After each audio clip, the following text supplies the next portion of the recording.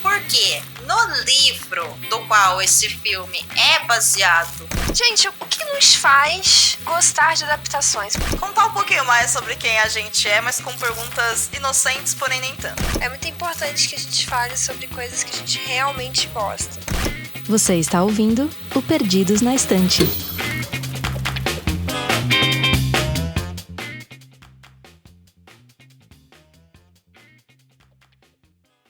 Olá, eu sou Domenica Mendes e esse é o Perdidos na Estante, podcast onde a literatura encontra as telas. No episódio de hoje, eu conversei com o Thiago Augusto sobre os filmes do Diabo Veste Prada 1 e 2, que é um grande sucesso atual do cinema hollywoodiano. Nós dois gostamos bastante dos personagens, mas temos algumas duras críticas a fazer sobre o segundo filme, principalmente por ele não ter sido tudo aquilo que prometeu. E olha que prometeu bem pouco. Também falamos sobre o livro no qual o primeiro filme é baseado e refletimos sobre a mensagem geral dos filmes que a gente gosta, mas não é tão legal assim. Inclusive, eu peço desculpas para você porque nesse episódio, assim como no anterior, eu utilizei um plugin na hora de gravar e a gravação não ficou tão boa assim. Mas nós já estamos cuidando disso aqui internamente, então os próximos ficarão ainda melhores. Um bom episódio para você.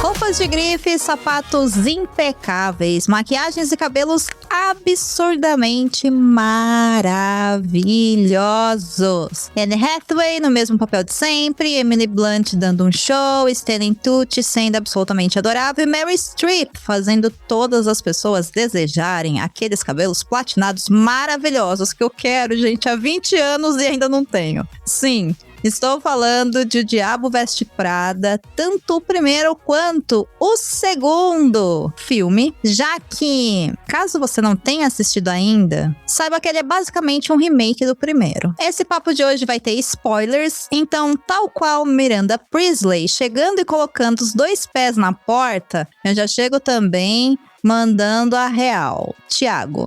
Fala aí, BFF. Pra mim, a grande mensagem de O Diabo Veste Prada 2 é: o crime compensa. O que você achou desse segundo filme? Amiga, é o que você falou, né? Você já chegou dando o atestado de óbito dele, que é um grande remake do primeiro. Assim, com pouquíssimas atualizações, né? Eu não acho que ele é uma continuação exatamente, sabe? Eu sei que a ideia é essa, né? De colocar esses personagens 20 anos depois dos acontecimentos do primeiro filme. Mas, cara, é o primeiro filme inteirinho.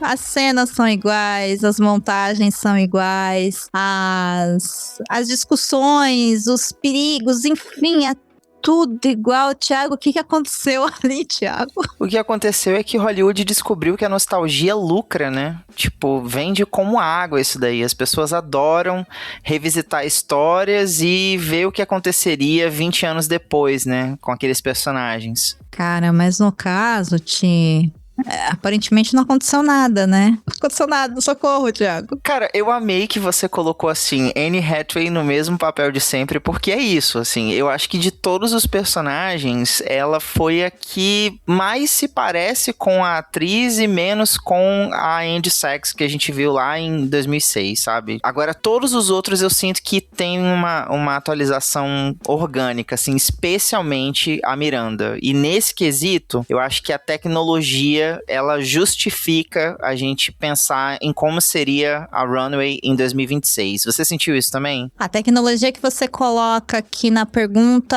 é no sentido da grande discussão que o filme traz, porque ele traz uma atualização mesmo, mas eu penso que é muito uma atualização dos acontecimentos do universo, né? Que no caso seria a realidade, né? Porque O Diabo Veste Prada é uma história que se passa, apesar de ser ficcional, se passa no nosso mundo. Então são pessoas de verdade, elas não têm superpoderes. São pessoas trabalhando numa indústria muito específica, muito nichada, muito hierarquizada e tudo mais. Ok, mas ainda assim são pessoas. Essa questão dessa discussão, e aí eu acho que é um exercício também bastante interessante da gente pensar como em 2006, 20 anos atrás, a ideia de você ser uma jornalista era uma coisa tão glamurosa, importante, valorizada, né?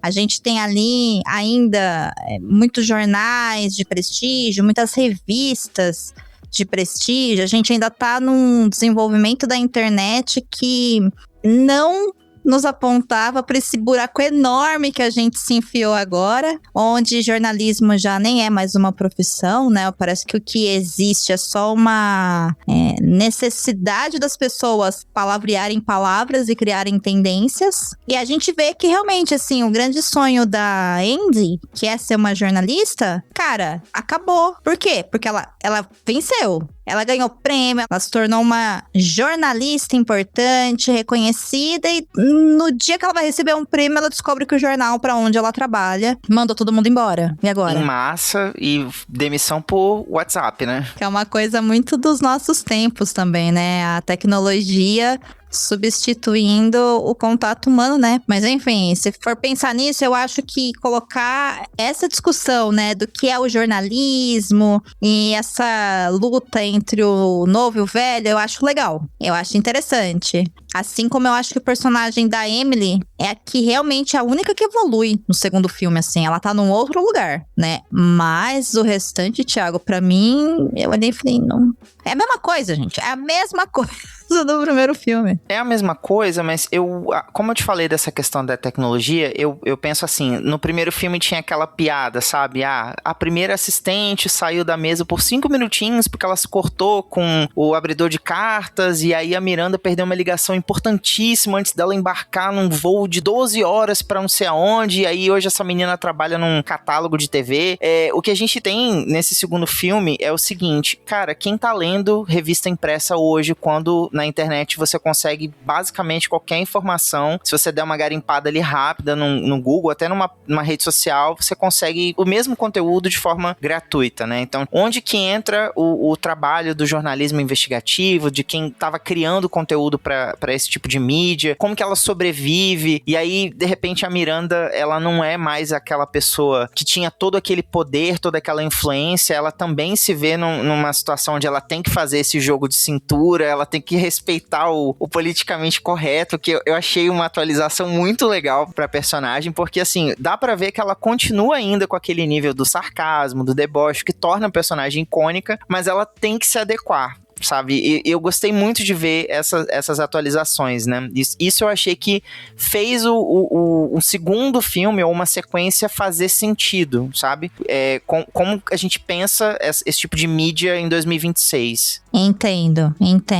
Realmente é interessante quando você coloca mesmo esse ponto, né, do politicamente incorreto. Ai, eu não gosto dessa expressão, mas é isso mesmo, né? Que é essa atualização da Miranda falando, basicamente, mas agora eu não posso ser preconceituosa. Então, não é agora. Na verdade, nunca pôde. Nunca pôde. Eu me lembro muito de uma fala que eu vi na internet um tempo atrás, que era uma pessoa que, enfim, foi pro Japão. E ela voltou fascinada, falando, gente, o Japão é um país incrível, super evoluído, porque lá as pessoas não podem jogar lixo no chão. Aí a gente, então, mas aqui no Brasil também não pode jogar lixo no chão, né? A lei não diz, você é obrigado a jogar lixo no chão, jogue lixo. Não pode, gente, entendeu? Então, assim, o que você tá achando de magnífico, de espetacular nessa atualização da personagem, é uma coisa que, na verdade, ela já não podia fazer, mas é claro que ali no filme, a gente sabendo quem ela é, e a gente vê justamente esse jogo de cintura que ela tem que ter, acaba trazendo uma camada de um humor bastante interessante para essa personagem, né? Então eu concordo contigo que essa atualização é muito legal. Mas com relação ao filme como um todo, assim, sem entrar muito em detalhes específicos, ao mesmo tempo que eu vejo que ele se autorreferencia bastante enquanto franquia. Então, por exemplo, é claro que a abertura do segundo filme ser exatamente igual à abertura do primeiro filme, né? Que é a Andy se arrumando. Cara, aquilo é muito legal de ver. É muito legal. Assim como o filme acabar justamente com a Miranda e a Andy num carro conversando, Isso é muito legal. A gente ter a famosa cena, né, da Andy andando e aparecendo vários looks dela, que é pra demonstrar a passagem do tempo, que também foi uma coisa super uau, que marcou gerações no primeiro filme. Isso é legal. Tocando Vogue, né? Tocando Vogue, sim.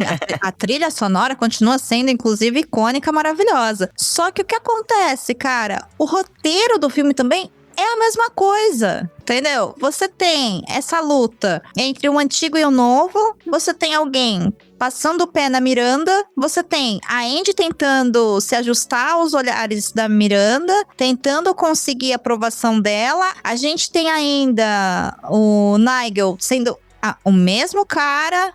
É a mesma história. Thiago, é a mesma coisa. Até a cena da Andy com os amigos no bar tem no segundo filme. Claro, com as suas devidas atualizações. Mas assim, mas é a mesma coisa. E aí, eu não sei o quanto que isso é uma questão de nostalgia que a indústria de Hollywood realmente está navegando de braçada, né, nos últimos tempos. Ou se é, sei lá, sabe... Isso é nostalgia ou é falta de capacidade de criar roteiro novo? Entendeu? Não sei, de verdade eu não sei, porque não é uma continuação, é um remake. Pra mim é um remake. Amiga, eu acho que é um pouco das duas coisas, sabe? A gente tem visto esse movimento, igual você falou, de revisitar histórias que trazem essa sensação de nostalgia pra gente. Não só de, tipo assim, fazer uma sequência pra filmes que eram maravilhosos. Isso marcou muito, né? Tipo, o Diabo Veste Prada é um exemplo. Eu assisti o Sexta-feira Muito Louca 2, né? Ou Uma Sexta-feira Mais Louca Ainda, alguma coisa assim. Que também tem essa pegada de, tipo, vamos mostrar como que aquelas personagens que eram jovens 20 anos atrás estão lidando com essa fase da vida agora, em 2026, né, e assim por diante, porque agora tem esse drama de ela já não é mais a filha, agora ela também é mãe, e agora a filha, ela tem que lidar com uma filha adolescente que também é rebelde, só que nesse esquema, você cria um plot muito parecido com a história do primeiro filme, mas também tem, por exemplo, a situação do He-Man, né, que a gente vê aí um filme sobre um personagem que marcou a nossa infância e tal. Eu fui ver esse filme no cinema, e aí, a princípio, eu falei, gente, mas que filme bobo, sabe? Eu demorei um pouco pra comprar a atmosfera do filme, mas aí depois eu entendi. Não, ele tá tentando emular exatamente o desenho. Os enquadramentos, a risada do personagem. É pra quem viveu a infância e viu agora esse personagem se lembrar, se recordar. E, como você falou, Hollywood tá nadando de braçada nisso, porque ela encontrou nisso aí uma nova fonte de lucro. Mas no caso específico do Diabo Veste Prada 2, como eu te falei, eu achei que esse ponto de imaginar como que a dinâmica das redes sociais prejudica a Runway como um produto de mídia. E aí, como você falou, eu acho que uma das poucas personagens ali que conseguiu se adaptar foi a Emily, porque ela pegou o nicho de falar assim, não, beleza, o que vai bombar aqui é anúncio, então vamos focar nisso, e agora ela se ergueu, ela também tem o império dela agora, né? E eu acho que tem esse ponto mesmo, porque parte do que me causa esse certo incômodo no Diabo Veste Prada 2 é que a gente tem a Andy voltando pra Runway, o que não é um problema, porque ela tem que estar ali, porque senão não tem história, gente. Até aí, ok. Ela ter sido mandada embora, quando ela ia receber o prêmio, e ela ter essa oportunidade de voltar para um antigo emprego, onde ela já conhecia as pessoas, pra mim faz todo o sentido do mundo, sabe? Ok. O que não faz sentido pra mim é ela, 20 anos depois, abaixar a cabeça e ainda ter medo e precisar da valorização da Miranda. Isso pra mim não faz sentido, entendeu? Porque me parece que ela voltou a ser aquela menininha recém-formada. E eu, guria, tu sai do primeiro filme sendo a grande bambambam da sua própria vida, indo atrás de ser a jornalista de sucesso. Você foi uma jornalista de sucesso por muito tempo. Você foi premiada e agora você está olhando pra ela e, tipo, está voltando a ser não a Andy do final, mas a Andy do começo, sabe? Então tudo volta. E aí, tudo bem, vai. Tem gente que pode falar assim, ai, mas é o trauma. Ai, gente, não é trauma, isso é roteiro cagado que é pra gente lembrar que a Miranda é uma pessoa ruim, entendeu? Porque eu quero ainda falar sobre essa questão de quem são esses personagens nessa história, mas eu acho que não faz muito sentido, assim. Ela não evoluiu, a Andy não evoluiu, a Emily evoluiu, entendeu? A Emily, ela volta 20 anos depois de um outro lugar, entendeu? Ela não é mais aquela Emily que ficava atendendo o telefone. entendeu? A personagem parece que evoluiu nesses 20 anos. Se foi para o bem ou para o mal, se deu certo, se não deu, isso é uma outra história. Mas ela foi pra frente. A Indy, ela volta pra trás. Eu concordo com você.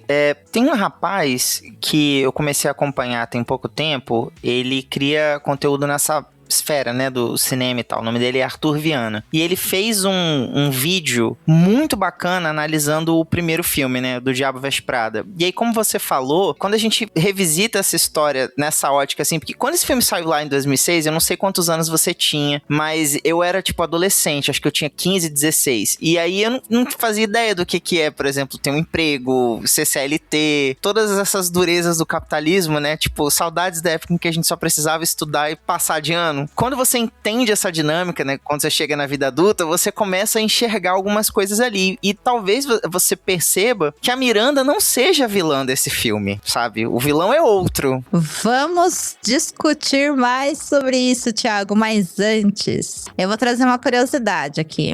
20 anos separam os dois filmes da franquia O Diabo Veste Prada, e juntos eles arrecadaram mais de US$1 bilhão, o que significa, em termos atuais, que eles são um grande sucesso nos parâmetros de cinema, porque mais de US$1 bilhão, gente, atualizado, é bastante dinheiro. Além disso, como nós já dissemos, enquanto parte do público adorou o Diabo Veste Prada 2 pelas referências ao primeiro, uma outra parte do público odiou o filme pelo mesmo motivo, achando frágil e que ele jogou muito no seguro, repetindo a fórmula em cenas clássicas. Agora, ouvinte, o que você acha? Setinho, sou a favor do Diabo Veste Prada 2, melhor coisa já feita no cinema mundial? Ou, ai, que preguiça, né? Podia ter feito um roteiro novo, pelo menos. Você que decide aí. E enquanto você pensa nisso, não saia daí. Nós vamos fazer uma pausa bem rapidinha e a gente já volta para continuar o nosso papo, focando agora nessa grande questão do vilão do primeiro filme que o Thiago colocou e também nas personagens inesquecíveis dessa história. A gente já volta.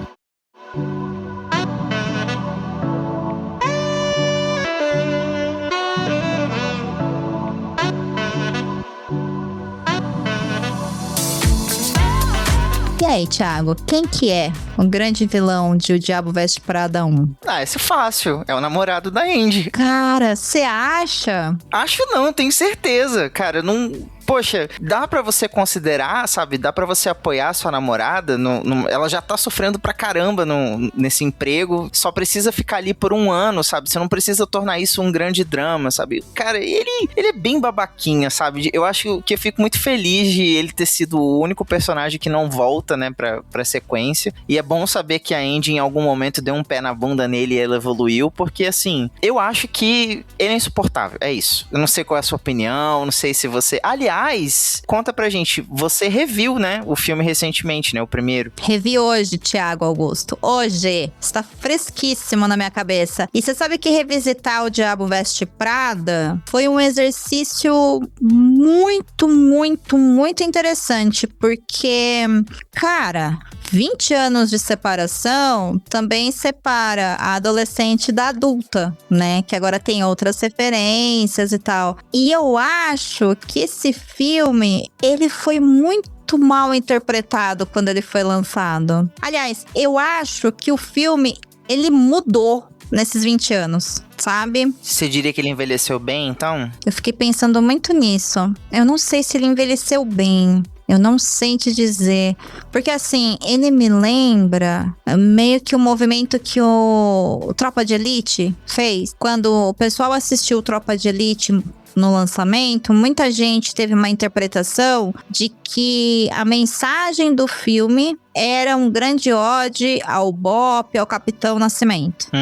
Sim, acho que até hoje tem gente que pensa assim. Até hoje, exato. Por isso que eu tô falando assim, né? Estou também considerando que a mesma pessoa que assistiu depois conseguiu acesso a outras ferramentas e conseguiu desconstruir algumas coisas na cabeça e reassistiu, tá? Porque é isso, né? Pessoas que vão interpretar desse jeito sempre vão ter. Só que se você tem um olhar mais atento para o Tropa de Elite, você vê que, na verdade, ele é uma baita de uma crítica. Total. A um sim. sistema. Inclusive, ao tentar humanizar o Capitão Nascimento, colocando ele como protagonista, eles mostram que a forma como essa corrupção e violência policial afeta todo mundo, inclusive os próprios trabalhadores do BOPE. A ideia era essa. A execução fez isso? Não. Né? E aí tem essa questão. E eu acho que o Diabo Veste Prada, ele é a mesma coisa. Entendeu? Eu acho que ele é uma crítica a essa exploração do trabalho dentro dessa empresa que está nas mãos de uma mulher extremamente poderosa que age como se fosse Deus. E no filme, Miranda Priestley, ela é Deus, tudo gira ao redor dela. Ela não manda só na runway, ela manda na moda de alta costura. Ela define o que vai para passarela. Ela interfere na aprovação ou desaprovação, o trabalho de meses a fio de alguém que é especialista na área dela. Simplesmente porque ela é Miranda e tudo orbita em volta dela.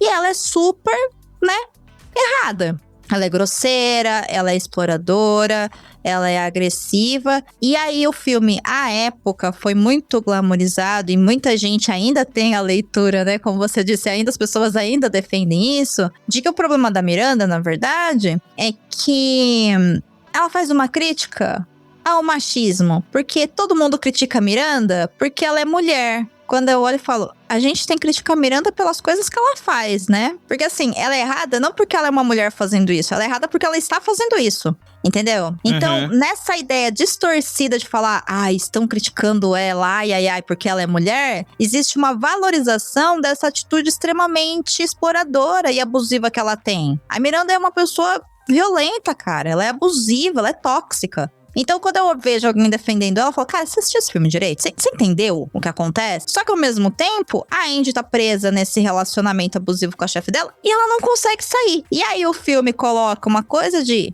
Então, né? Você, Andy, você é a nova Miranda, né? E eu acho que quando a gente pensa nos dois filmes, na verdade, pra mim, Thiago, e agora é uma bomba, tá? Ai. Eu acho que o Diabo Veste Prada 2 é a história de origem da vilã Andy Sachs. Você acha que a Andy é a vilã? Eu acho que ela é a pupila da Miranda, cara. Tipo, ela é a mini Miranda. O primeiro filme acaba com a Miranda falando pra ela que ela é igual a Miranda, né? Eu me vejo em você. Sim, exato. Se lembra disso? Lembro. E isso é uma coisa engraçada. O Arthur até fala sobre isso no vídeo dele. Quando a gente assiste esse filme lá em 2006, a gente tem essa impressão que você falou aí. Nossa, Miranda é uma chefe turrona, exigente, ela é tóxica, ela não sabe colocar as coisas.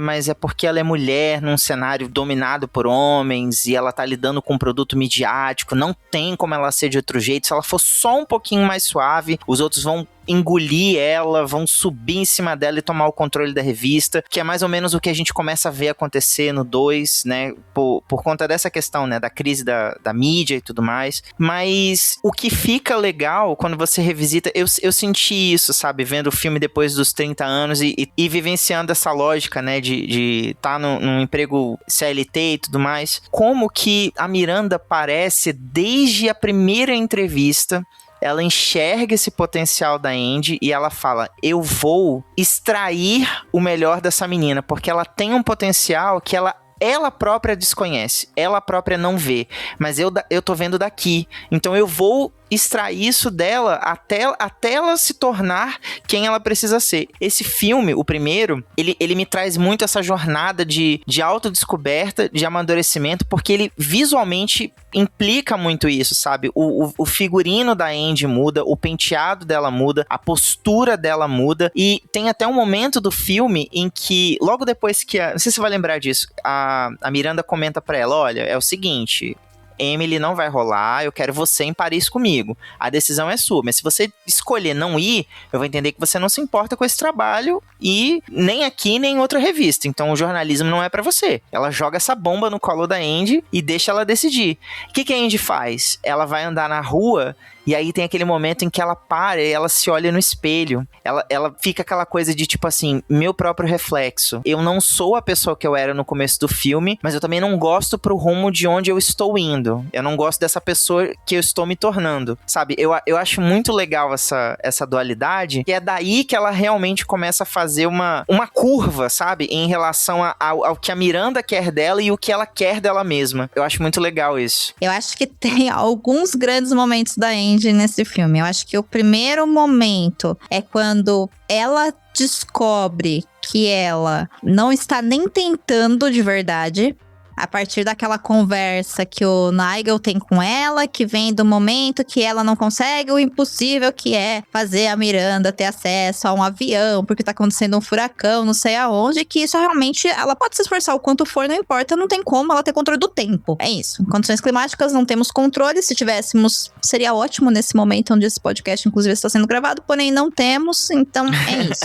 E aí ela tá lá, porque a Miranda, né, dá uma comida de rabo nela, e aí ela vai lá e o Nigel fala pra ela, você tá triste? Pede as contas. Arranja o outro igual a você assim. 1 milhão de garotas mataria por esse emprego. Cara, no melhor estilo Bianca Del Rio, sabe? Ai, tá triste, quer que eu faça suas malas? O Nigel vira pra ela e fala assim, vai embora. E ela, não, mas eu não quero ir embora. E ele fala, você não quer ir embora? Então você vai ter que começar a tentar de verdade, porque até agora você não tá tentando. Você não tá valorizando onde você tá. E ali eu acho que é num sentido de o seguinte... Até aquele momento, a Andy, ela anda, enfim, com o cabelo desengonçado, com aquelas roupas horrorosas, aquele sapato medonho e tudo mais. Não é porque ela acha que aquilo é o estilo dela. É porque ela quer mostrar que ela é tão inteligente, capacitada e uma jornalista incrível que ela não liga pra moda. Só que ela tá trabalhando num lugar onde a moda importa. Então ela tá desrespeitando o código daquele lugar e se achando superior àquelas pessoas. Total. Tanto que tem aquela cena icônica, né, dela com aquela blusinha azul, que ela dá risada dos 2 cintos, e a Miranda dá uma aula pra ela de, você acha que isso aqui que a gente faz é brincadeira? E ela dá basicamente uma aula, né, de como funciona essa questão da moda, explicando lá que fulano de X, não sei quando, criou essa cor, que ficou pra fora, que depois passou por não sei onde, até chegar nessa lojinha barata de departamento onde você comprou essa blusinha na promoção. Então, essa roupa que você tá vestindo agora, na verdade, ela foi escolhida muito antes de você saber que ela ia existir pelas pessoas que estão nessa sala agora, que você tá achando que são inferiores a você. Então, ali, eu acho que coloca um ponto de calma aí, Andy, sabe? Você tá sendo babaca, se coloque também, né? Você quer tentar, vamos tentar de verdade. Vamos colocar pra jogo. E ela vira a chave e começa a levar as coisas um pouco mais a sério, que é quando ela fica muito, muito boa no trabalho dela. E ela começa também a se vestir muito, muito melhor. O que eu acho que é legal. O segundo momento de virada vem justamente nesse momento que você tá falando, que é pra ela olhar e falar, eu não quero isso. O problema é que assim, a Miranda virar pra ela e falar, olha, eu quero que você vá para Paris. Então, mas eu não posso fazer isso com a Emily. Então, mas se você não fizer, então eu vou entender que você não leva a sério a sua carreira. Ou seja, a gente sabe desde o momento 1 que a Andy está trabalhando naquele lugar, porque ela tem esperança que se ela trabalhar 1 ano, depois ela vai conseguir um emprego aonde ela quiser, não é bem que a Miranda dê uma oportunidade pra ela. Mesmo porque se seu chefe chega pra você, então, Thiago, eu quero que você vá viajar pra Paris, aí você fala assim, mas a Dô queria tanto ir. Então, Thiago, eu sou seu chefe e estou dizendo que eu quero que você vá, entendeu? Aí, o filme quer me colocar uma suposta dualidade pra depois, no final, a Miranda virar pra ela e falar assim, então, você tá me criticando pelo que eu fiz com o Nigel, mas você fez a mesma coisa com a Emily. Aí eu te pergunto, Thiago, ela fez a mesma coisa? Olha, eu não interpreto assim. Tipo, eu acredito que ali ela se viu forçada, porque é a situação do capitalismo, né? Tipo, ou eu ou ela. E, poxa, eu tô me esforçando, eu tô aqui já tem quase 1 ano, eu quero que isso aqui resulte em alguma coisa. Gosto muito dela, mas assim, farinha pouca, meu pirão primeiro. Mesmo que eu não me sinta confortável com essa atitude, eu vou ter que ir por esse caminho. Com a Miranda agindo em relação ao Nigel, você vê que era uma coisa arquitetada, sabe? E assim, ela agiu pleníssima, sabe? Se ela tava em algum momento conflitante em relação aos sentimentos dela pelo Nigel, como isso ia afetar ele, ela não transpareceu em momento algum. Inclusive, assim, show de atuação da Meryl Streep, essa mulher, tipo, é gigante, sabe? Acho que se ela fizesse um filme onde ela faz o papel de uma impressora, ela seria indicada ao Oscar, assim. Ela é muito boa. E é isso, mas o que o filme quer me colocar, nesse momento, na palavra da Miranda, é que assim, você é igual a mim. E eu olho e falo, ela não é igual a você, cara. Ela não teve a oportunidade de fazer diferente. Ai, mas a Miranda também não teve. Ah, meu irmão, assim, não é a mesma situação, sabe? Hierarquia importa, hierarquia pesa. Aí, fechamos o primeiro filme. A questão é que no segundo acontece tudo o que acontece para no final... E aí tem uma coisa que eu, reassistindo o primeiro filme, bati palma, que é... No segundo filme, se passaram mais 20 anos. Ou seja, o Nigel está trabalhando para a Runway há 38 anos, Thiago. 38 anos, o Nigel está trabalhando para a Miranda Priestly, para ela virar para a Andy e falar, ué, mas eu não sabia que ele queria subir de cargo. E a Andy ser a salvadora branca dele, entendeu? Eu falo assim, Miranda, sabe? Tipo, ele vai fazer o discurso para você no lançamento. Inclusive, foi ele que escreveu o discurso que ela ia ler, né? Então... Pois é, entendeu? E aí eu olho e falo, cara, pra depois, de novo, a Andy podia virar e falar assim, olha, Miranda, realmente, você não entendeu nada, eu tô indo embora daqui, eu vou descobrir outra coisa da minha vida. Não, acaba as duas ali sentadas no carro, combinando de como que elas vão ter um negócio próprio. Meu irmão, a Andy, ela é a próxima Miranda Priestly em ascensão. Do jeito dela, mas ela é. Entendeu? Por isso que eu falei, pra mim tá mais pra uma história de origem de uma vilã, o segundo filme, entendeu? Eu só não sei se eu concordo com essa visão de você dizer que você falar que ela é a vilã, porque será que é errado ela ser ambiciosa em relação à carreira? Porque, assim... Eu, pelo menos, não acho que ela teria o mesmo temperamento que a Miranda. Eu acho que ela teria um pouco mais de inteligência emocional. Pelo menos do que ela mostra dos dois primeiros filmes. Sabe onde eu vejo isso? No final do primeiro filme, eu demorei um tempão pra entender essa cena, até que deu um estalo, assim. Você se lembra quando...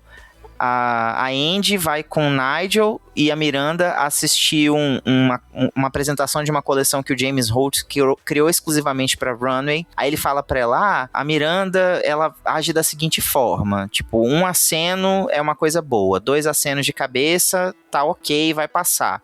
Se ela entortar os lábios é porque é uma catástrofe, mas teve uma única vez em que ela esboçou um sorriso, e isso quer dizer o quê? Perfeição. Como que acaba o primeiro Diabo Veste Prada?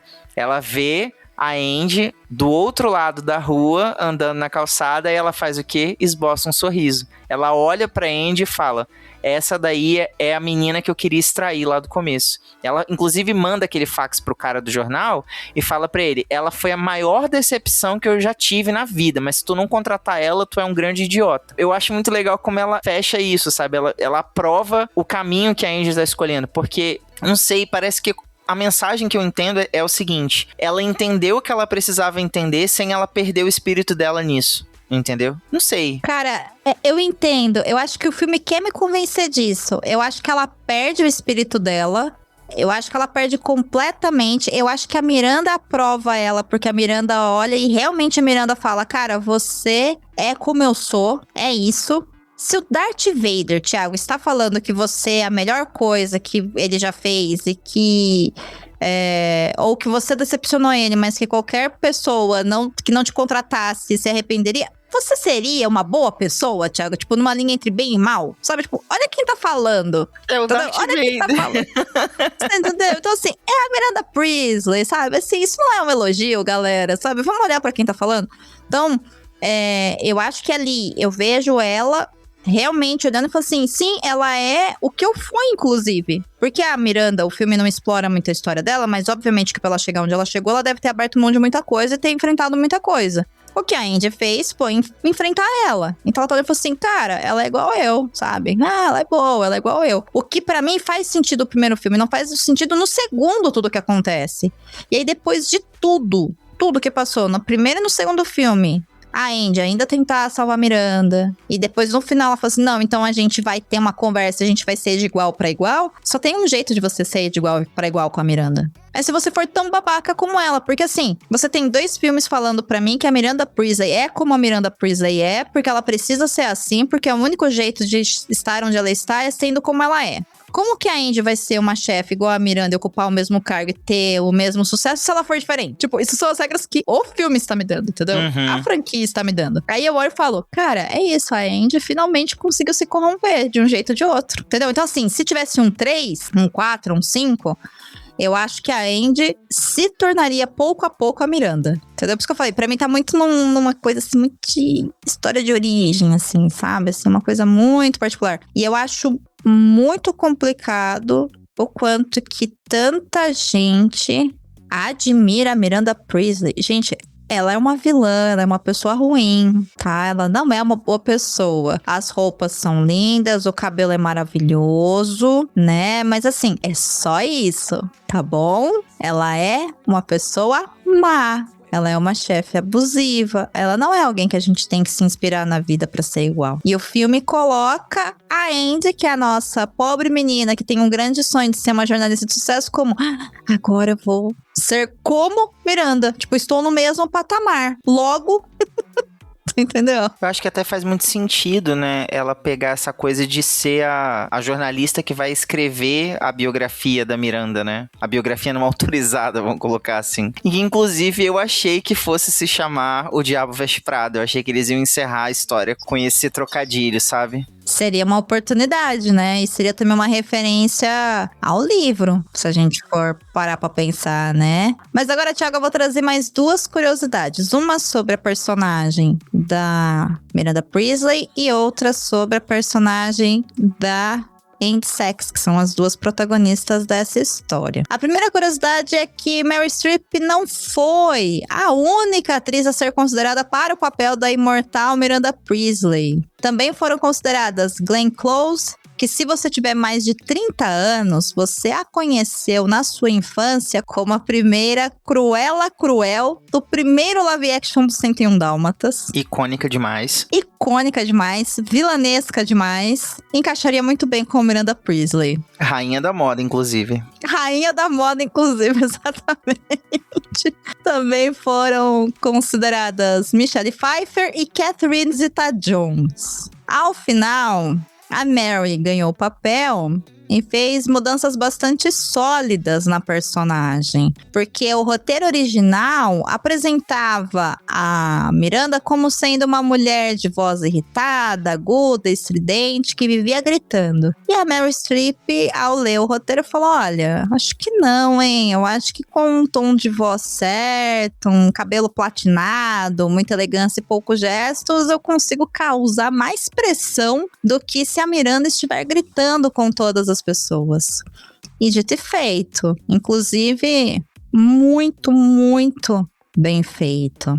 E tem mais uma coisa sobre essa personagem tão inesquecível da Meryl Streep, que essa é a segunda vez que ela revive nos cinemas uma personagem, porque ela não é muito fã de voltar para a mesma personagem, né, para o mesmo papel. Ela não gosta de fazer continuações. O outro papel que ela fez isso foi na continuação de Mamma Mia. Então a Miranda, na minha conclusão, a Miranda realmente consegue coisas que ninguém mais consegue. Inclusive, fazer a Meryl Streep voltar a reencarnar ela mesma.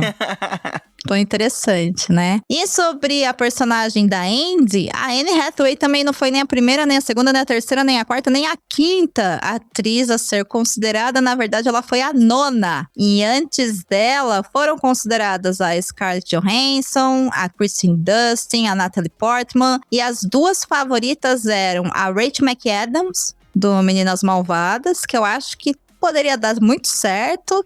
Com certeza. Não é? E também a Kate Hudson. Bom, eu não consigo imaginar essas personagens nessas peles, porém fica aí um exercício de imaginação para vocês agora. E enquanto vocês fazem aí essa reflexão, esse exercício de imaginação, não sai daí que a gente vai fazer uma pausa rapidinho. E a gente já volta para falar sobre o livro e como os filmes funcionaram enquanto adaptação. Segura aí.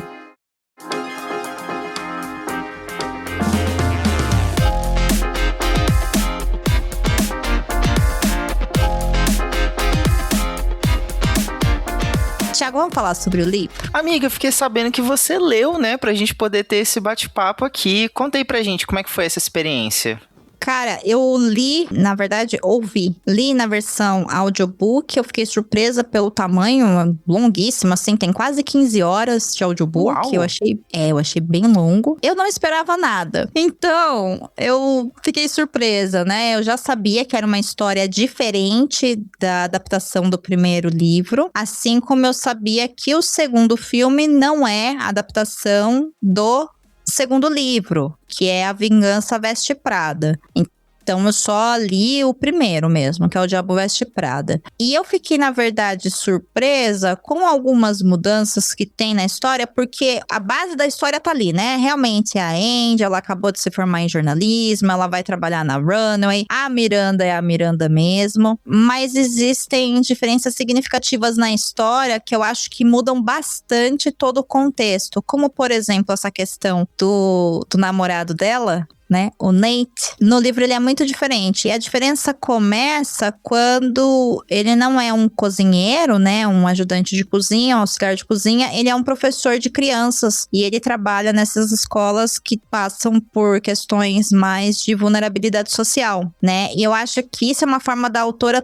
tentar colocar a gente numa coisa de, olha, o trabalho dela é tão importante quanto esse trabalho educacional, né? No sentido de valorização. Só que, por exemplo, no livro, toda essa consequência dos abusos que a Andy tem no trabalho e esse distanciamento que ela tem da própria vida, eu acho que ele é muito bem trabalhado. Então, a gente tem o namoro dela sendo destruído pouco a pouco, por uma inabilidade dela conseguir gerenciar o próprio tempo, também porque a Miranda, né, pressiona muito. Fica muito claro da primeira frase do livro que ela não gosta da Miranda, entendeu? Então a personagem, ela é muito respondona, ela é muito ácida, né? Ela vive na cabeça dela dando respostas mal educadas pra Miranda. Se eu não me engano, o livro já começa com ela trabalhando pra Miranda, não é? Isso, o livro já começa e depois ela tem um remember de como que ela chegou ali. O livro começa com ela dirigindo o carro da Miranda, que é um carro manual, e ela não sabe dirigir carro manual, sabe? Aí você fala, nossa, que grandíssimo problema, né? Você não sabe dirigir um carro manual. Nossa, eu vou ficar sem dormir. Então, sabe, assim, a Indy também é meio mimadinha, assim, né? No livro, mas a verdade é que a Indy, ela vai se perdendo, né? No livro, ela vai perdendo todas as coisas importantes. Ela não tá próxima da família, porque diferente do filme, que só tem ali o pai dela no primeiro filme, que vai visitá-la, ela é uma pessoa muito próxima da família. Então a irmã dela tá pra ter o primeiro filho, ela só vai conhecer o sobrinho quando ele já tá com meses de idade, ela não visita mais os pais. Ela tem uma amiga que está com problema de alcoolismo, que mora com ela, e essa garota se coloca em inúmeras situações de perigo e ela não tá ali pra tá presente, pra auxiliar de alguma forma. Então ela meio que vai abrindo mão, assim, de tudo que tem na vida dela por causa do trabalho. Eu acho que nisso o livro ele constrói melhor, sabe? No filme ela só fala, né? E no filme, como só é falado, dá-se uma ideia de que o Nate tá virando pra você, na verdade eu tô torcendo pra você sair desse trabalho porque você tá num trabalho melhor que o meu e eu tenho inveja do seu trabalho. Quando, na verdade, o Nate, ele tá falando pra ela, cara, existe mais coisa além de trabalho. E o filme, eu acho que ele fica muito esquisito, assim, mas mesmo no filme, ela deixa de ir no aniversário do namorado dela. Isso é parecido, então, né? Mas eu acho que o jeito como o filme coloca, que é justamente porque tá todo mundo orbitando em volta da Miranda como se ela fosse uma deusa, e o filme tá tentando falar que ela é o ideal de perfeição, porque, verdade seja dita, né? O Diabo Veste Prada valoriza muito a exploração do trabalhador. É muito. Tipo, a referência é a pessoa que está humilhando todo mundo. Entendeu? A referência é a pessoa que tá, sei lá, no segundo, terceiro, quarto, quinto divórcio, sei lá que divórcio que é, e é infeliz, mas que o trabalho é a coisa mais importante. Assim, é um grande glamour, né? Por essa coisa de trabalho enquanto eles dormem, sabe? Basicamente é isso, o Diabo Veste Prada. O Nadio até faz uma piadinha com ela em relação a isso, né? Quando a Andy confessa, meio que divide com ele ali no momento que eles estão fotografando no Central Park. Ela fala, desculpa, eu tô meio aérea hoje porque minha vida pessoal tá meio... Meu relacionamento tá meio conturbado e tal. Aí ele brinca com ela, quando seu relacionamento acabar, você me avisa, porque tá na hora de você ser promovida, né? Tipo, essa é a dosagem. E é outro paralelo que a gente observa, porque é uma dificuldade que a Miranda tem também. A carreira é tão importante, tá tão em primeiro plano na vida dela que, assim, eu diria que isso e o tempo de qualidade que ela quer ter com as gêmeas, que eu não sei como que é no livro, porque, pra ser sincero contigo, eu li esse livro há muito tempo atrás. Tipo, eu peguei na biblioteca. Talvez você que esteja ouvindo a gente aí do outro lado nem sabe o que é uma biblioteca, mas é um lugar que emprestava livros antes da Amazon existir, antes da gente ter Kindle. A gente tinha que ir até um lugar físico pra pegar um livro por 7 dias pra poder ler. E aí, brincadeiras à parte, eu peguei o primeiro livro, né, do Diabo Veste Prada, porque eu amava o filme, eu queria conhecer a história original, sabia que era uma adaptação, mas, e aquela vibe, né, dos chiquilites, eu nem sei se ainda existe esse gênero, se ele tá muito em alta, mas era de outros carnavais, assim, da época da Sophie Kinsella, livros como Sushi, Melancia, que bombavam muito, assim, né? Essa era literatura de... Dá pra chamar de literatura de dona de casa? Não sei. Tipo, parecia um quê de história feita pra mulher madura, assim, não sei. Que eles colocavam, né? Eu não sei nem se é isso. Eu acho que ele tá mais pra essa literatura mais voltada a uma ideia de descentralizar o papel e a vida de personagens femininas como as únicas que têm que exercer esses papéis de maternidade, trabalhos domésticos, trabalho de esposa e tal, né? E muito numa tentativa de fazer isso, eles colocavam um outro contraponto, que é essa mulher, então, tendo muito sucesso no trabalho, e depois veio a outra geração, que é a geração do Como Eu Era Antes de Você, por exemplo, que são essas garotas um pouco mais jovens tentando se descobrir no mundo, que passa pelo trabalho, mas também passa por essa questão do autoconhecimento e tal. Que, inclusive, é um tipo de literatura que eu acho muito legal. Eu gosto, assim, eu sou fã. Nós gostamos, né? A gente é do clubinho de cadelinhas da Jojo Moyes. Nossa, totalmente cadelinhas da Jojo Moyes. Caraca, velho, nossa. Leria tudo que essa mulher escreveu, menos Uma Carta de Amor. Uma Carta de Amor, é isso aí. A última Carta de Amor. Horroroso. Gente, esse é muito ruim. Esse é muito ruim, Brasil. Não leiam esse livro. Pra vocês terem uma ideia, ouvinte, a gente até pensou em fazer um episódio, a gente chegou a gravar uma live lembra disso? Que a gente fez em formato de live. Nem foi pro feed do Perdidos, assim, porque esse filme ficou esquecido no churrasco mesmo, embora o elenco dele seja muito bom. Mas sobre o livro, eu não curti, sabe? Eu lembro que a experiência de leitura não foi muito legal, justamente por conta da expectativa do filme. Nesse quesito, ele é um dos filmes que eu considero melhores do que o material original. Mas pra você que leu recentemente, assim, você sente que vale a pena o ouvinte buscar realmente o livro e porque ele vai pra uma outra vertente, né? Parece que ali tá muito mais marcado que a Miranda é inspirada numa pessoa de verdade, né? Uma pessoa de carne e osso, que é a Anna Wintour. Isso é uma coisa. Eu acho que ali fica mais claro que a Miranda é uma vilã, sabe, assim, no livro. Eu acho que você lê o livro e fica claro que, assim, não tem nada de glamour. E eu acho que a virada também de chave da Andy, ela vem num momento muito dramático na história do livro e que é importante, que me dá a sensação de que ela vai ter sucesso. Tanto que, assim, não é muito segredo, gente, né? Existem algumas diferenças, como, por exemplo, em ambas as histórias ela quer escrever, em uma ela vai tentar trabalhar pra revista, no outro ela vai acabar sendo escritora, que também era um grande trunfo, né, de livros daquela época, que é a menina que na verdade quer ser jornalista e no final ela lança um livro que é o livro que você está lendo. Por isso que eu falei que seria legal se no final das contas a biografia não autorizada da Miranda chamasse também O Diabo Veste Prada, porque seria meio que uma referência ao final do primeiro livro. Sim, né? Então, assim, seria interessante nesse aspecto. Eu acho que o livro, ele constrói melhor essa vilanidade, acho que ele fica mais claro pra gente, embora assistindo ao filme não é tão difícil de se ver se você prestar atenção. Tá lá. E a Andy, ela marca muito essa coisa de eu estou muito pistola com a Miranda. No filme a gente vê uma Andy que quer o tempo todo agradar a Miranda. Essa mudança de personagem eu acho que pega, sabe? Então eu acho que o livro ele é mais claro. Mas realmente é isso, assim. Eu acho que se você quiser um livro bem meia boca, vale a pena você ler. Não é assim, nossa, que obra da literatura. Mas é divertido, assim. É tranquilo, acho que vale a pena pra entender melhor. O filme eu já acho que ele vai por esse outro aspecto que eu acho que é bastante problemático e eu acho que é muito baseado em mesmo. É esse que é o ponto, né? Porque, como eu disse, Ti, eu acho que a mensagem do Diabo Veste Prada é que a Miranda está certa, que não existe outra oportunidade, que o mundo é assim mesmo. Então, todo mundo que vai contra a Miranda não consegue nada. Quem trabalha muito bem pra Miranda, como o Nigel, por exemplo, vai ficar nesse lugar pra sempre, nunca vai sair de lá. E quem segue aquilo, quem fica se provando e sendo mais abusado por ela, como é o caso da Andy, vai se destacando, sabe? Então é meio que, se o chefe te humilha, faça melhor. Cara, a parte do livro do Harry Potter, velho...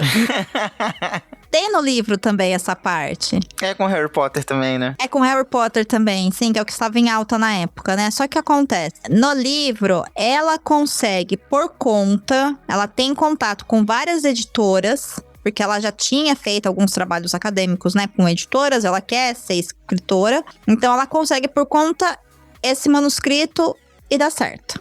Só que ela só consegue uma cópia, ela não consegue duas. Mas ela consegue. Aí envolve uma coisa de meio de glamour, que ela manda de avião pra França, porque a Miranda está com as gêmeas e o marido na França. E ela tem que colocar isso num jato particular pra chegar na França. E ela super, né? Ai, meu Deus, movimentei mundos e fundos pra colocar o manuscrito pra chegar na França. E aí mostrando também o quanto que a Miranda era muito abusiva, porque ela liga pra Andy e fala, são 7 horas da manhã, o livro não chegou aqui, o que aconteceu? Quando ela liga e fala assim, Miranda, tem certeza que não chegou?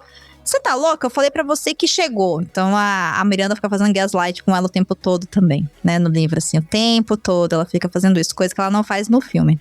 No filme, duas coisas. Primeiro que essa missão do Harry Potter, ela é passada quando a Andy faz besteira. Que é cair no papo de duas meninas que claramente estão zoando com a cara dela e ela sobe a escada, sendo que a ordem era, você nunca entra na... Isso é real. Gente, você não entra no quarto das pessoas quando você vai na casa delas a primeira vez, entendeu? Principalmente se essa pessoa for seu chefe. Não é? Principalmente. E aí, o almoço, né, em 15 minutos eu quero o almoço, que o restaurante tá fechado, mas a missão de conseguir o Harry Potter até às 3, porque as meninas vão pra casa da avó, é um castigo que a Miranda tá passando pra ela. E ela consegue executar as duas atividades usando os caras que ela conhece, porque quem cozinha o bife é o restaurante do namorado. E quem consegue o manuscrito é o carinha que é o repórter lá, que ela vai pegar depois. Uhum. Então os caras resolvem um problema pra ela. Não é bem ela em si, né? O mérito não é dela, ela usou o contatinho. Ela usou os contatinhos. Ela resolve, só que assim, ela resolve com maestria. Entendeu? Então assim, aqui está a cópia do Harry Potter, Miranda. Mas eu vou fazer o que com uma cópia só? Porque, tipo, assim, uma missão impossível. Não, essa aqui é a sua para arquivo. Porque, na verdade, as gêmeas já estão com uma cópia no trem, que é uma cópia encadernada. Só faltou falar que, sabe, a escritora tinha assinado. Então, assim, eu estou te mostrando que eu venci. Eu sou muito melhor. O que você vai ganhar? Mais trabalho. Você entende, assim, como o que o filme está me mostrando é, o seu chefe te humilha? Ótimo. Vai lá e se esforce muito e prove pra ele que ele está errado, porque você vai conseguir ser melhor do que isso. Como? Ganhando mais trabalho, humilhação. Ah, mano, sabe? Aí tá lá o Nigel fazendo de tudo por essa mulher há 38 anos e não conseguiu nem fazer a porra de um discursinho. Entende como a história do filme é o crime compensa, assim, no final das contas? Total.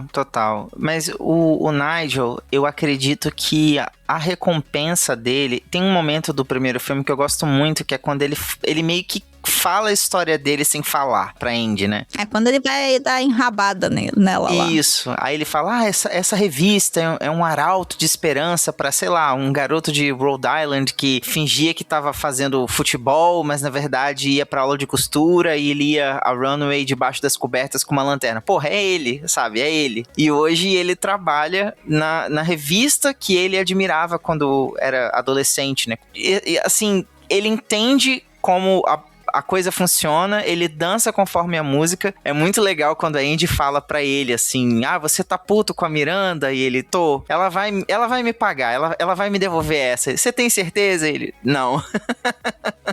É muito bom, assim, e meio que o filme, vamos colocar assim, conserta isso.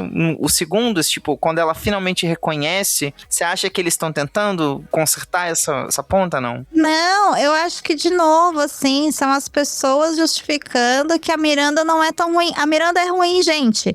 A gente gosta de uma vilã. Tá tudo bem, entendeu? Tipo, a arte permite isso. Ela não é uma personagem de verdade. Sim. Entendeu? Não é? Aliás, esse é o espaço seguro e aconselhável que a gente gosta de vilões. Só que assim, pra mim, a prova é justamente isso. Tá lá o Nigel trabalhando há 38 anos, que se não vem a mini Miranda e fala, Miranda, deixa o menino falar o discurso que ele tem que falar, que é pro seu bem, Miranda. Entendeu? Porque você não vai poder falar. Aí me vira a Miranda, eu nem sabia que ele queria falar. Ah, meu irmão, você tá 38 anos com esse cara, fazendo de tudo por você. E aí você tá me falando que, assim, depois de 38 anos de total dedicação pra Runway, pra Miranda, depois de tudo isso, a maior coisa que ele vai conseguir é fazer um discurso de abertura do, sei lá, do Fashion Week. Com a Lady Gaga. Mas é muito pouco, Thiago. É muito pouco, Thiago. São 38 anos de dedicação, Thiago. Entendeu? Pra Andy, que trabalhou pra ela meio ano, lá, 1 ano, vai, no filme. Virou, largou ela no meio do nada, foi embora, volta 20 anos depois, trabalha mais 1 ano, vira sócia dela.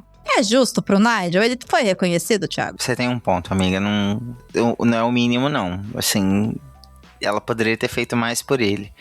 Dá a entender que eles vão funcionar como um time ali, né? Mas claramente a relação é delas, né? Das duas, né? São dois lados da mesma moeda.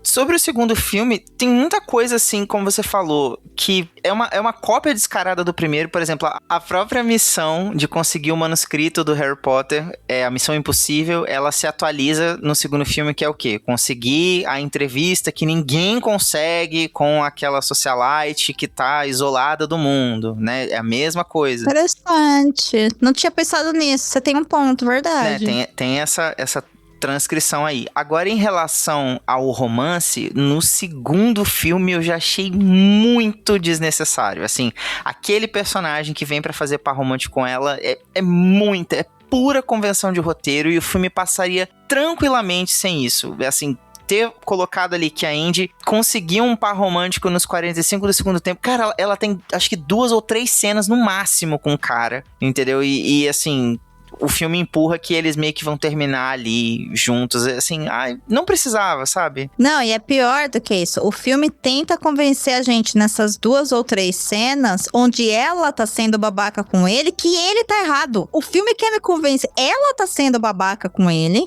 ela tá sendo o macho hétero topzera com ele, e o filme quer me convencer que ele tá errado porque chegou pra falar assim, escuta aqui, viado, não fala assim comigo não. Entendeu? E aí ele tá errado, porque ele tá invejando. Ai, gente, assim, eu não sei como explicar, assim. É uma mensagem muito errada que esse filme coloca no geral. Ele valoriza coisas que ele tenta criticar. Ele é distorcido. O primeiro ainda olha e fala, eu acho que ele não envelheceu muito bem. O segundo eu só acho ele errado mesmo, assim. Pra mim, o segundo, ele escancara a porta que, assim, gente, a gente é errado mesmo. É isso aí, entendeu? Se você quiser vencer na vida, você não pode ser um bom profissional. Você, na verdade, tem que ser um grandíssimo FDP, entendeu?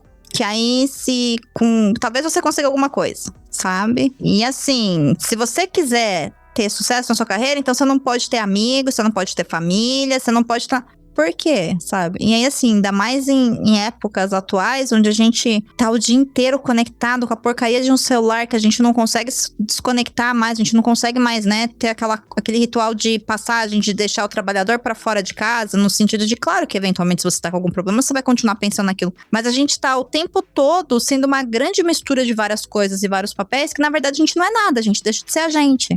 Entendeu? Você nem é um bom funcionário o tempo todo pro seu chefe porque você mistura o seu pessoal, assim como no seu pessoal você não consegue ser só uma pessoa, um CPF, porque você tá preocupado com o CNPJ pro qual você trabalha, sabe? A gente não tem mais aqueles rituais de passagem. E aí esse filme coloca isso como assim, cara, se você quiser ter sucesso na sua carreira, você tem que abrir mão da sua vida. Complicado. Em 2026, amigo, você vai tentar me convencer disso, entendeu? Que a Andy tá certa porque ela abriu mão de tudo. Porque, pra eu ser uma mulher poderosa, então eu não posso ter um namorado. Por quê? Não. Por que não?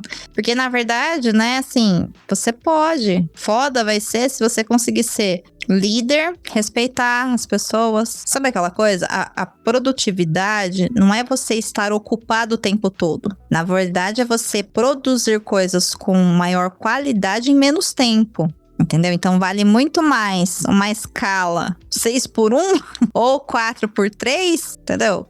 Não tem nem o que questionar, velho. Obviamente que seria muito melhor a gente trabalhar 4 dias e produzir mais do que se a gente trabalhasse 6 dias, entendeu? É esse que é a virada. Mas esse filme, ele reforça o oposto, né? Ele reforça essa doutrina da exploração, da humilhação. E eu acho que o segundo, ele é super desesperançoso, assim. Por isso que eu falo que, pra mim, a mensagem do 2 é o crime compensa muito com base no Nigel. Porque, assim, o filme ainda nem se dá o trabalho de deixar a gente ouvir o próprio discurso dele. O filme quer colocar pra mim que é uma coisa importante, a hora que ele vai começar a falar, o filme fala assim, vocês não tem que ouvir esse cara não, o importante é a Miranda, foda-se ele. Esse é o momento dele de brilhar. Vira as costas, eu queria ouvir o discurso dele, já que o discurso é tão importante, esse é o grande prêmio dele, deixa eu ver.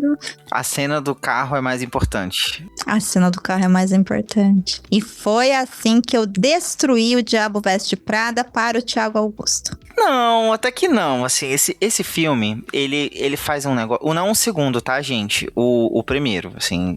Ele continua sendo especial pra mim, porque esse filme faz um negócio... Eu não sei explicar pra vocês, mas é tipo assim... Toda vez que eu tô com alguma coisa na minha vida pessoal que tá bagunçada, ou sei lá, não tá muito satisfatória... Não sei, todo mundo passa por crise, todo mundo fica insatisfeito com alguma coisa. Eu assisto o Diabo Veste Prada, parece que esse filme organiza alguma coisa dentro de mim, sabe? Esse filme, ele me traz essa sensação de colocar algumas coisas de volta no lugar. Eu não sei se é por causa da jornada da Andy, eu acabo saindo desse filme com essa sensação. Ele, apesar de tudo, apesar de algumas discussões dentro dele serem problemáticas, e a gente conseguir ver isso hoje, ele ainda é um filme que me traz essa sensação gostosa, sabe? De assistir, a Miranda é uma vilã problemática, mas ela é o que torna esse filme icônico, porque quando você fala do Diabo Veste Prada, você lembra de quem? Você lembra da Andy? Não, você lembra dela, né? A Miranda é a grande referência do Diabo Veste Prada, e eu acho que sempre vai ser assim, sabe? Eu acredito que um dia, quando a Meryl Streep for homenageada amplamente pela performance dela, esse vai ser um dos papéis que mais vai ser lembrados, né, na carreira dela, assim, e eu acho que ela fez por merecer. Você não acha, Du? Com certeza, com certeza. Eu não acho que o filme seja o 1 ou 2, eles são filmes ruins, tá? Nem tecnicamente, nem mesmo essa ideia, assim, eu tô sendo bastante crítica com a história, é claro, mas não que eu acho que, nossa, então não vale a pena assistir. Pelo contrário, eu acho ele divertido. Eu acho uma pena que o 2 seja só, pra mim, mais do mesmo do 1. Assim, eu acho que poderia... Cara, era uma oportunidade tão boa de fazer uma coisa tão legal, e parece que me ficou muito na preguiça, assim. Mas o 1, ele tem seus méritos, né? Eu acho que ainda o 1, beleza. O 2 eu já acho ele mais problemático. E eu acho que dá pra gente assistir tendo ciência dessas coisas que eu acabei comentando, e dá pra se divertir também. O problema é só a gente cair nessa coisa de, então é isso que eu tenho que fazer pra ter sucesso. Não, você não é pra você se tornar Miranda Priestly. Eu acho que é esse que é o ponto, né? Assim como tentar colocar essa humanização da Miranda, né? Sempre, gente, mas o emprego dela tá sempre em risco, então com grandes poderes vem grandes... viado, presta atenção, sabe? Me respeita a minha história, sabe? Por favor, né? Inclusive, uma das cenas mais divertidas pra mim do segundo filme. E assim, só eu ri no cinema, Thiago. Só eu ri. Mas eu gargalhava tanto, e todo mundo quieto, e eu ria, parecendo uma condenada. Foi quando ela foi obrigada a descer pro refeitório. Cara, mas essa cena é muito boa. Mas eu ria tanto. E o duro que eu olhava pro lado, eu via as pessoas preocupadas com a Miranda, entendeu? Coitada, gente. O que a gente vai fazer com ela? Mas eu ria, assim. Toda vez que a Miranda estava numa situação de Miranda não sabe o que fazer, talvez Miranda vai ser mandada embora, Miranda está lidando com o novo, Miranda não pode xingar as pessoas, eu ria. Mas eu ria. Eu falei, cara, isso é tão chefes abusivos que todos nós já tivemos. Sim, ela não sabia nem que a Runway, o prédio, né, da Elias Clark tinha um refeitório. Nossa, Adoro mas eu esse filme. ria, gente. Então assim, nessas partes mais que a gente vê a Miranda se ferrando, eram as partes que eu gargalhava. E ela viajando na classe econômica, pelo amor de Deus. Ela na classe econômica. Quando eles tiram o dinheiro dela, né? Cara, quando eles tiram o dinheiro dela e ela tá tipo, o que tá acontecendo, gente? Cara, mas eu ria. E todo mundo, ai meu Deus do céu, coitada da Miranda. Coitada da Miranda. Você tá no cinema aqui, o ingresso é R$10, porque você não consegue pagar o de 80 que é no IMAX, tá ligado? Exatamente. E você tá com dó da Miranda que tá andando no avião que você não conseguiria andar, sabe? Não, galera. Até na classe econômica a gente não iria. Entendeu? Exatamente, sabe? Você atravessa o país de ônibus, demora uma semana porque você não tem dinheiro pra pagar avião e você tá com dó da Miranda. Mano, não, mas eu ria, Thiago, eu ria. O brasileiro Nossa, não tem consciência de classe. nenhuma. E assim, não só brasileiro, né? Não só brasileiro, mas assim, em especial as pessoas que viam comigo, elas claramente preocupadíssimas. E eu gargalhava, cara. Ela na classe econômica. A assistente dela, a senhora Miranda Priestley gostaria de um champanhe. Olha, tem Pepsi. Ai, meu Deus. É porque é bom, assim, sabe? Porque a gente não vê a Miranda se dando mal no primeiro filme. Ela faz os outros se darem mal. Então, ver essa situação do tigre imponente, enjaulado, sabe? O filho do Elias Clark dando aqueles soquinhos no braço dela e ela tendo um mini infarto, né? Um mini AVC toda vez que o cara faz isso. E ela sendo obrigada, sabe? A fazer sala. Cara, uma das coisas mais icônicas que eu achei desse segundo filme, assim, que sim, gente, tem coisas positivas. É quando ela vai conversar com o primeiro assistente e aí ela vê a Miranda pendurando o próprio casaco. Aí o cara fala, mas a Miranda tá pendurando o próprio casaco? É, menino, eu soube que deu um problemaço no passado, que ela jogava o casaco nas pessoas, o RH deu uma conversada com ela, esse tipo de coisa não pode ser feita e tal. Olha, não tô sabendo não, sabe? A Andy dá uma de João sem braço, assim, sabe? Que na época dela que era o verdadeiro terror, assim. E aí você vê a Miranda nessa situação de ter que se adequar, né? Porque aquelas coisas abusivas que ela fazia no primeiro filme, aqui não dá, porque a gente não comentou sobre isso, mas o filme já começa com essa bomba, né? Da aceleração de uma informação, assim, como que uma coisa viraliza muito rápido. A Runway tá sendo taxada na internet por apoiar uma marca que tem trabalhos que fazem... Como é que fala, Trabalho análogo à escravidão. Análogo à escravidão, isso, essa palavra. Isso pega super mal, tanto pra Runway quanto pra Miranda, né? Ao ponto de os acionistas, as grandes marcas, começarem a dar pra trás, assim. E aí é quando eles vão precisar procurar a ajuda da Emily, porque se eles perderem a Dior, acabou. A Runway não tem mais credibilidade. E ao mesmo tempo que você vê, né, as pessoas se dando conta de que a Miranda existe, ela é uma pessoa ruim de se lidar, você tem ela comemorando essa promoção. O Elias Clark vai dar pra ela ali o cargo que ela tanto almejou, a valorização de tantos anos de dedicação pela empresa. O cara me faz o favor de ter um infarto. O cara morre, velho. Quando o cara morre, mas eu ri, Thiago. Dali pra frente, só dava eu rindo. Todo mundo, o cara morreu e eu... ela se ferrou.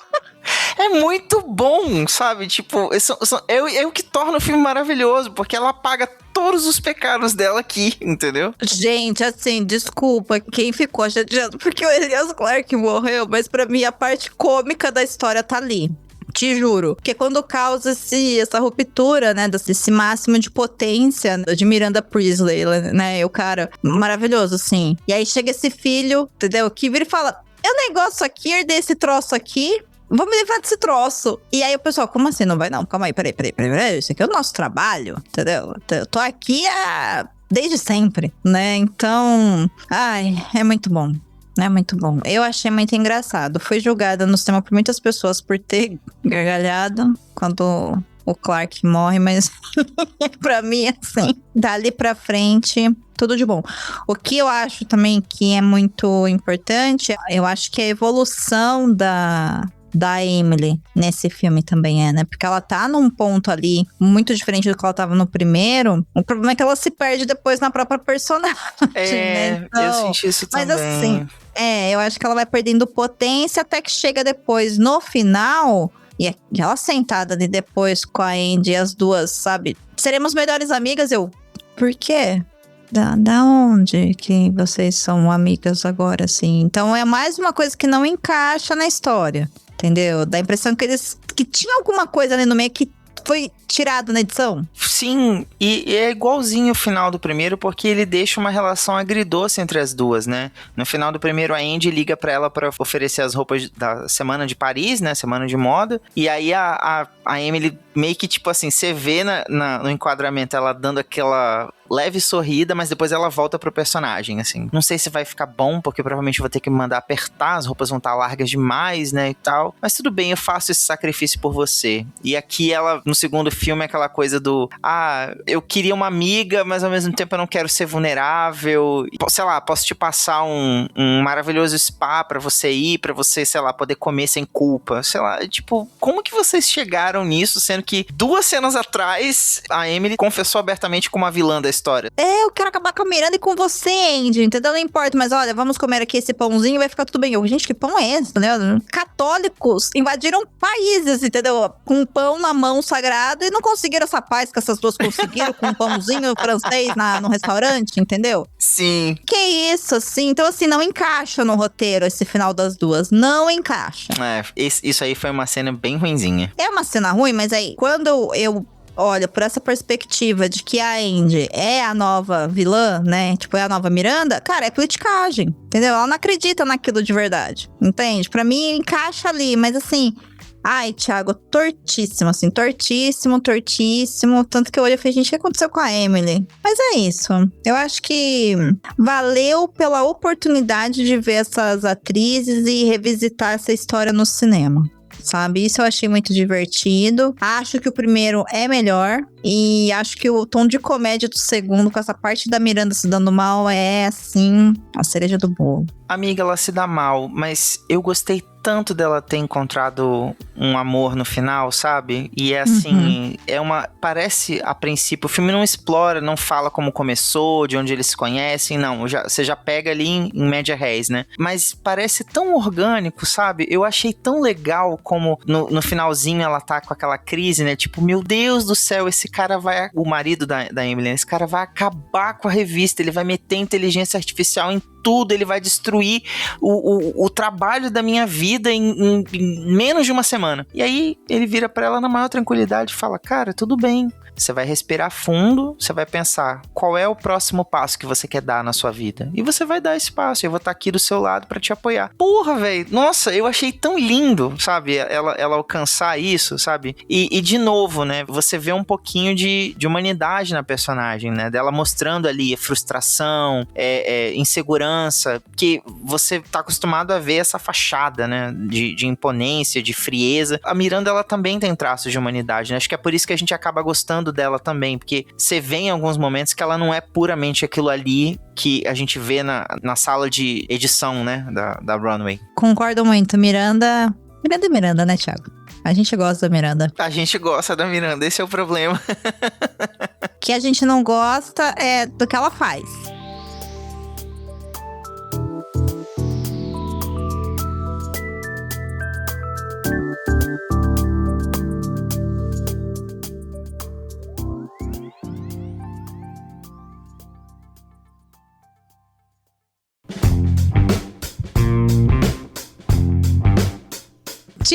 Vamos para as nossas dicas. Queria saber o que você preparou pra gente como dica da vez. Amiga, hoje eu trouxe uma dica muito especial para os nossos ouvintes, mas especialmente para você, porque eu acho que você vai gostar, pelo que eu te conheço, da sua vibe, assim. Quando a gente conversa, você traz muito essa coisa de fui no cinema com as meninas, levei as sobrinhas, as primas, pra a gente ver alguma coisa juntas. Eu gosto muito quando você traz, né, essa parte da sua vida pra gente. E eu queria te indicar um filme que, neste momento em que a gente tá gravando esse podcast, ele está em cartaz no cinema. Provavelmente, quando quando o episódio sair, pra vocês ouvintes, pode ser que esse filme não esteja mais em cartaz, porque infelizmente ele está sofrendo uma onda de hate e de ataque pesado pela temática que ele aborda. Mas se você tiver a oportunidade de assistir aí na sua cidade, por favor, faça isso primeiro porque cinema nacional, a gente tem que valorizar o que é produzido aqui dentro,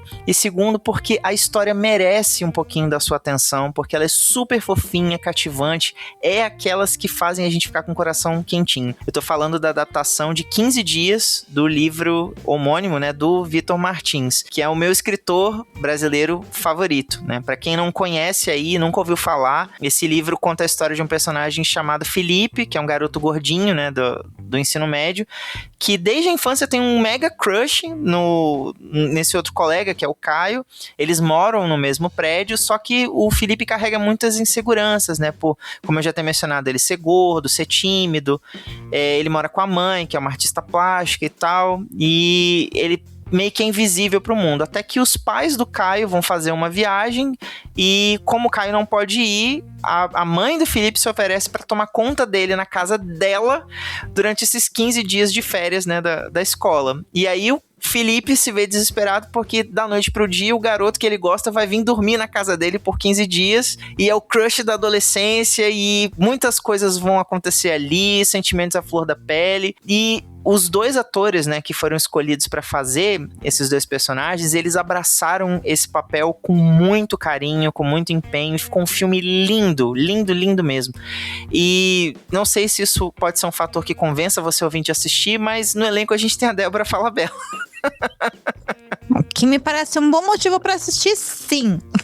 Sim, eu considerei um bom motivo, tanto que eu amei o filme. Então, se você, no momento que você estiver ouvindo esse episódio, o filme ainda estiver em cartaz, vá lá, compre sua pipoquinha, compre seu ingresso, assista, chama as meninas pra ver no cinema, vale muito a pena, tá muito legal o filme. Se não tiver mais em cartaz, ou se não passou na sua cidade, espera que já vai chegar no streaming. Mas vamos dar essa valorizada, essa força aí para o que é produzido aqui dentro de casa, tá bom? Arrasou, adorei a dica. Inclusive tenho esse livro desde o lançamento e não li até hoje. Vou tirar ele da estante em breve, então. Olha, se serve de consolo, eu acho que é na plataforma Esquilo, não tenho certeza, mas tem a versão audiolivro narrada pelo próprio autor. Então, olha aí. Se tem alguém melhor para conhecer a voz dos personagens do que ele, eu desconheço. Muito bom, muito bom. E você, qual que é a sua dica pra nós? Conta aí. Vamos lá, minha dica da vez também vai ser um filme, também nessa pegada de coisas que deixam a gente com um sentimento bom, né? Um sentimento positivo no coração, que é, acho que um dos filmes que eu mais gostei de ver esse ano, que é o filme Devoradores de Estrelas. É aquele com Ryan Gosling, né? É aquele com Ryan Gosling. Quem não assistiu o trailer, a minha recomendação é que você não assista ao trailer, só assista ao filme. É isso. Eu achei ele um filme tão gostoso que eu comprei o Blu-ray pra eu poder ter em casa, pra eu poder assistir sempre que eu quiser, entendeu? Foi nesse nível, assim, eu me identifiquei muito com essa história, me deu uma sensação muito de familiaridade de filmes meio que de sessão da tarde, mas no sentido de nostalgia quentinha, aqueles filmes que te acolhem, assim. Eu falei, vou comprar. Eu comprei o Blu-ray, tenho o Blu-ray aqui em casa pra eu assistir sempre que eu quiser, mas esse filme já está nos streamings, então eu recomendo fortemente que quem ainda não assistiu Devoradores de Estrelas, assista, mesmo porque em breve teremos aqui um Perdidos na Estante sobre ele. Olha então, aí, rapaz, favoritou e virou episódio. Gostei. Vai virar episódio muito em breve. Assim, eu gostei muito, muito, muito, muito desse filme. Eu acho que ele traz uma mensagem muito positiva. E isso é uma coisa que eu ando pensando bastante, o quanto que a gente tá carente de obras solares, sabe? Que são obras que deixam a gente com uma visão mais positiva, ou da vida, ou de alguma coisa, enfim, um sentimento bom. Acho que o último grande sucesso que a gente teve foi o Superman. Não sei se o Supergirl tá nessa pegada, não assisti o filme ainda, que ele acabou de estrear, mas Devoradores de Estrela me deu essa coisa solar, assim, ao final dele. Então, recomendo que vocês assistam Devoradores de Estrelas. Bora combinar o seguinte, então. Eu não vi Devoradores de Estrelas, você também não viu 15 dias. Então, eu assisto o seu filme, tu assiste o meu, e depois a gente marca o Café das Cenouras pra gente compartilhar impressões. Fechadíssimo. Temos um date. Temos um date. E um date sempre bom contigo, Dô. Também gosto muito, Ti.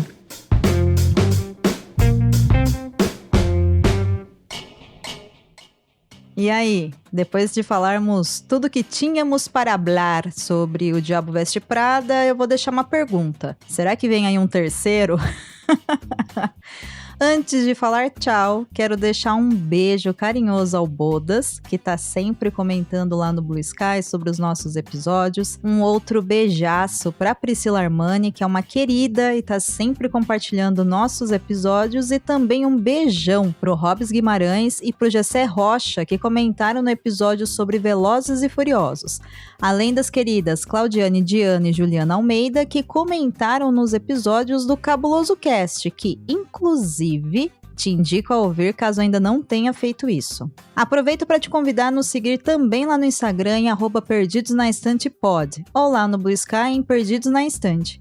E te peço 5 segundos do seu tempo para seguir e avaliar esse podcast onde quer que você esteja ouvindo ele. Isso ajuda a gente demais. E se tiver mais do que 5 segundinhos, deixa um comentário pra gente lá no Spotify ou nas nossas redes sociais. Essa é a única maneira de crescermos e vencermos a barreira do algoritmo. Lá no Instagram eu tô em @domenica.mendes e no Blue Sky eu estou como Domenica Mendes. O Ti não usa redes sociais, então fica o convite para você falar com ele através do Spotify, porque ele tá sempre respondendo os comentários por lá. E chegamos ao fim de mais um Perdidos na Estante. Esse episódio foi apresentado por mim, Domenica Mendes, e pelo Thiago Augusto. A pauta e produção do episódio são minhas. A edição é do Leonardo Tremesquim. A vinheta foi montada pela Isso Aí Design com narração da Jo Bonner. Eu te espero no próximo episódio. Boa quinzena. Até lá!